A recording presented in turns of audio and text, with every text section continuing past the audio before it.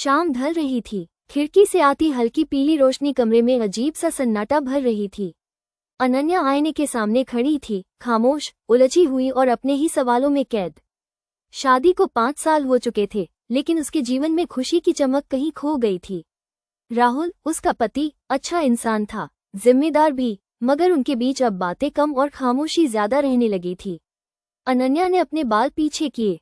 आईने में दिखता चेहरा वही था, लेकिन आंखों में पहले जैसी चमक नहीं थी। वो सिर्फ किसी के स्पर्श को नहीं, समझे जाने की चाह को तरस रही थी। उसी वक्त दरवाजे की घंटी बजी। राहुल था, ऑफिस से लौटा हुआ, थका हुआ। उसने बस हल्की सी मुस्कान दी और कमरे में चला गया।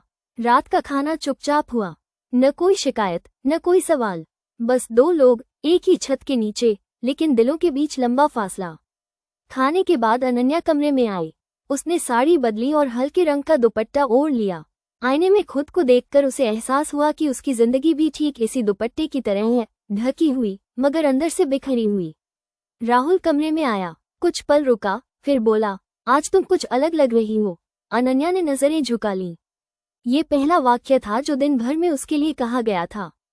बस, थक गई हूँ, उसने धीरे से कहा। राहुल कुछ कहना चाहता था, लेकिन शब्द साथ नहीं दे रहे थे। वो पल ना बहुत बड़ा था, ना बहुत छोटा, बस वही पल था जहाँ रिश्ते या तो जुड़ते हैं या और टूट जाते हैं। रात गहरी होती गई। अनन्या बिस्तर के एक कोने पर बैठी थी। दिल में कई बातें थी, लेकिन होठों तक आते आते सब रुक जाती थी। उसे अपने अस्तित्व की पहचान चाहिए थी, सिर्फ पत्नी के रूप में नहीं, बल्कि एक औरत के रूप में। उसने आंखें बंद की। बीते दिनों की यादें उभर आईं, जब कोई उसकी बातों को ध्यान से सुनता था, जब उसकी मौजूदगी मायने रखती थी। अचानक राहुल की आवाज आई, अनन्या, क्या हम बात कर सकते हैं? वो चौंकी, धीरे से सिर हिलाया। राहुल ने कहा, शायद हम दोनों ही चुप रहकर गलती कर रहे हैं। तुम्हारी खामोशी मुझे डराने लगी है। अनन्या की आंखें भर आईं।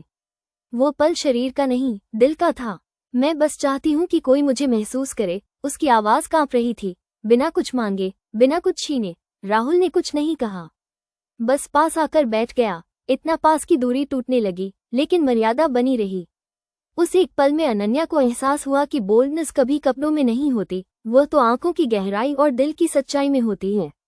रात उस दिन अलग थी, न कोई वादा, न कोई दावा, बस एक नई शुरुआत की खामोश सहमति। खिड़की से आती हवा ने पर्दे को हिलाया। अनन्या ने हल्की सी मुस्कान दी। शायद सब ठीक हो जाएगा, अगर शब्द लौट आए, अगर एहसास जिंदा रह जाए।